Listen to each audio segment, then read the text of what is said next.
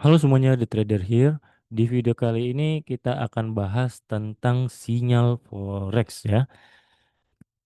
Nah, kenapa banyak sinyal forex justru bikin trader bangkrut? Nah, sinyal forex kelihatannya memang seperti solusi cepat, teman-teman. Tinggal ikut entry, stop loss, take profit ya kan. Tanpa perlu analisa dan ya banyak yang lain ya, tanpa perlu belajar juga terlalu dalam. Dan banyak orang yang berpikir bahwa ini cara paling mudah untuk profit. Tapi kenyataannya banyak trader justru bangkrut karena sinyal ini, teman-teman. Kok bisa gitu, Bang ya? Bukannya sinyal itu harusnya membantu. Nah, di video kali ini kita akan bahas kenapa banyak sinyal forex justru bikin trader itu bangkrut. Oke, sebelum kita masuk ke materi pembahasannya untuk teman-teman yang sedang mencari komunitas untuk trading atau sekedar sharing, teman-teman bisa join ke komunitas kita.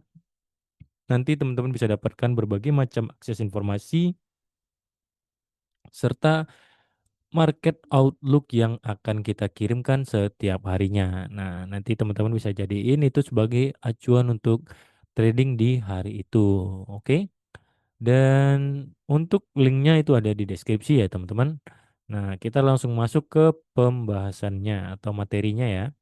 Nah, yang pertama itu adalah sinyal memberi ilusi mudah. Masalah pertama dari sinyal itu adalah terlalu mudah, teman-teman. Ya. Teman-teman tidak perlu berpikir dan tidak perlu menganalisa chart atau pair ya. Tidak perlu memahami market dan tinggal hanya ikut aja. Ya, tinggal entry buy, entry sell. Kita tidak perlu yang aneh-aneh gitu. Dan ini sebenarnya berbahaya karena teman-teman tidak pernah benar-benar belajar dan mendalami market itu sendiri. Kalau profit ya ya udah nggak tahu kenapa ya kan. Kalau loss ya nggak tahu juga alasannya kenapa. Dan akhirnya teman-teman hanya bisa bergantung pada sinyal itu sendiri tanpa bisa trading dan analisa sendiri juga. Ya ibaratnya kalau dibilang trader sih nggak trader juga sebenarnya karena teman-teman hanya ikut doang gitu ya kan. Nah, itu jadi ilusi dan jadi sebuah jebakan juga sebenarnya teman-teman. Karena yang awalnya teman-teman berharap pengen bisa trading sendiri, jadinya ketergantungan. Nah, ketergantungan tadi ini yang berbahaya teman-teman. Jadinya teman-teman tidak bisa trading sendiri ya kan, tidak bisa analisa, tidak bisa ngerasain apa arti di balik profit dan apa arti di balik loss itu tadi. Jadi teman-teman hanya menerka-nerka aja. Ah, ini ya ya udah profit. Nah, ya udah loss gitu ya kan. Ketika ditanya, ini alasannya kenapa bisa profit? Ini alasannya kenapa bisa loss? Ya, teman-teman hanya diam-diam aja karena memang nggak tahu. Karena kita hanya mengikuti saja. Begitu ya. Dan yang selanjutnya itu tidak semua sinyal itu transparan juga, teman-teman. Ini bagian yang sebenarnya jarang dibahas. Tidak semua penyedia sinyal itu transparan.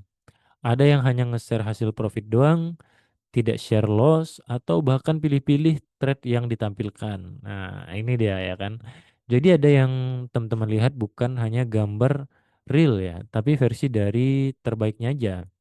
Yang loss-lossnya itu nggak bakal diliatin. Dan ini menciptakan ekspektasi yang salah. Karena teman-teman berpikir bahwa trading itu pasti profit. Ya kan? Itu salah sebenarnya. Dalam trading itu kita bisa ya, ini yang real ya teman-teman, yang realnya nih. Nah, yang realnya trading itu kadang bisa dalam sebulan itu kayak kita memang bisa profit berturut-turut ya tanpa ada terjadi loss. Dan juga bisa dalam satu bulan itu kita satu minggunya full loss. Ada teman-teman, hari atau momen-momen seperti itu. Ya namanya trading kita jualan gitu ya kan sama kayak jualan. Kadang jualan kita kayak yang rame gitu kan. Itu kan kayak hari-hari besar keagamaan atau hari-hari besar nasional nasional ya, libur-libur nasional yang besar gitu. Nah, itu kan kadang kayak di mall-mall, di pasar atau di pusat perbelanjaan kan itu jadi rame. Orang berbondong-bondong keluar rumah ya kan. Mereka belanja, ngabisin uang keluar ya kan belanja-belanja ke pedagang-pedagang. Itu kan seperti ibaratnya kita sedang profit. Nah, tapi tentu kan kayak orang misalnya udah masuk waktunya orang belajar ya, sekolah, kuliah, dan kegiatan yang seperti itu kan kayak di pusat-pusat perbelanjaan itu kan tidak seramai biasanya. Mungkin bahkan tidak ada jualan dalam satu hari itu. Nah, trading sama kayak gitu teman-teman. Kadang kita ada bisa dapat profit dalam satu minggu berturut-turut. Di momen-momen tertentu kita juga bisa loss di satu minggu itu berturut-turut.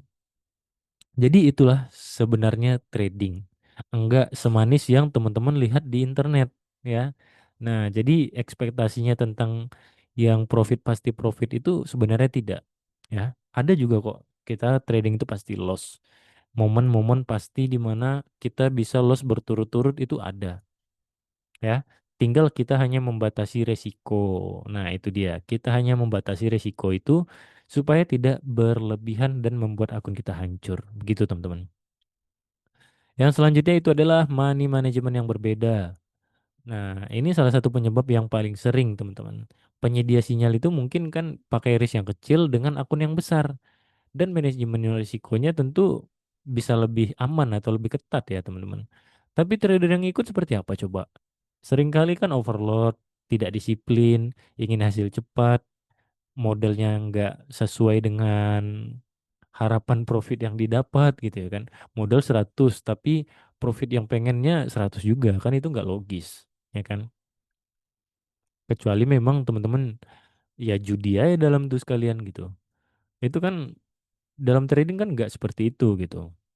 Akhirnya sinyal yang sama hasilnya pasti sangat berbeda. Dan seringkali trader retail itu akan hancur ya. Teman-teman yang ngikut itu kan pasti hancur juga. Karena dari segi modal itu sudah berbeda teman-teman. Lot yang dipakai itu berbeda. Mereka misalnya pakai lotnya itu total anggap satu lot dengan modal yang besar. Teman-teman gunakan $100 mau satu lot? Nggak bisa. Udah pasti nggak bisa itu. Ya kan? Udah berbeda itu teman-teman.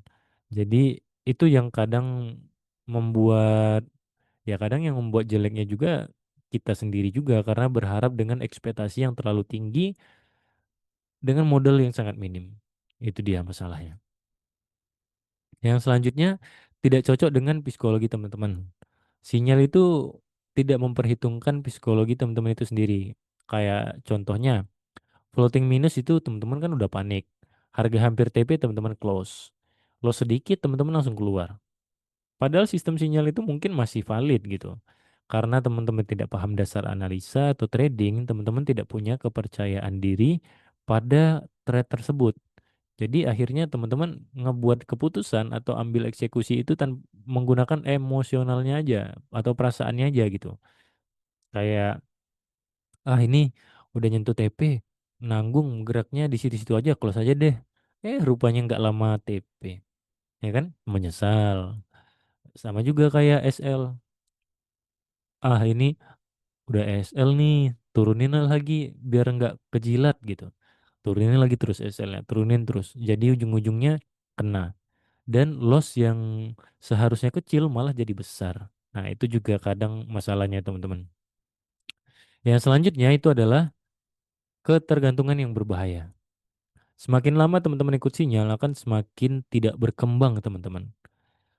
Teman-teman bakal jadi tidak bisa analisa sendiri, tidak percaya diri dalam tradingnya, dan selalu nunggu orang lain untuk memberikan sinyal.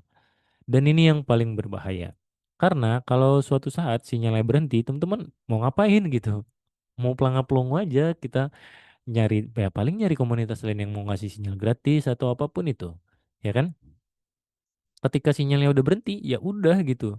Nggak bisa ngapa-ngapain kecuali teman-teman yang memang masuk dan melihat sinyal itu terus dianalisa ulang, dipelajari ulang gitu. Nah, itu berbeda. Itu mungkin bakal bisa survive karena dia ada mempelajari trading itu sendiri, nggak ngeharapin sinyal doang, begitu teman-teman. Nah, untuk penutup, apakah sinyal itu selalu buruk? Jawabannya tidak. Sinyal itu kadang bisa membantu teman-teman, ya kan? Tinggal cara kita menggunakannya gimana. Tinggal kitanya aja cara gunain itu seperti apa gitu ya kan. Tapi kalau teman-teman hanya bergantung tanpa belajar dan tanpa memahami market itu sendiri, itu sebenarnya bukan solusi. Ya teman-teman, itu hanya menunda masalah teman-teman. Ingat nih, Sinyal itu bisa memberi teman-teman entry, tapi tidak bisa memberi teman-teman skill gitu. Kayak disuapin doang, ya kan? Kita disuapin, disuapin. Tapi kita nggak pernah nih belajar gimana sih cara makan yang benar dan cara makan yang seharusnya. Cuma disuapin, disuapin doang. Ketika orang yang nyuapin kita udah nggak ada, gimana cara makannya? Kita nggak pernah belajar cara megang sendok, tidak pernah cara belajar ngambil nasi itu dari tempatnya gimana, milih lauk, ya kan? Nggak tahu. Karena kita biasanya cuman disuapin doang, tinggal makan, tinggal kunyah gitu. Yang taunya cuma kunyah telan. Udah. Ketika orang yang ngasih kita makan itu udah nggak ada gitu. Ya mau ngapain membodoh ya kan? Apalagi. Dan dalam jangka panjang, skill yang menentukan apakah teman-teman bertahan atau tidak. Nah, sekarang saya ingin tanya nih sama teman-teman. Teman-teman pernah ikut sinyal atau tidak? Dan hasilnya apakah membantu atau justru malah sebaliknya? Oke? Jangan lupa komen-komen di kolom komentar ya. Dan untuk teman-teman yang pengen join ke komunitas kita, bisa klik link yang ada di deskripsi ya. Nanti bisa langsung klik link yang ada di situ untuk join dan dapetin berbagai macam akses informasi serta market outlook yang akan kita kirimkan setiap harinya. Oke? Sampai jumpa di next video berikutnya. Bye-bye.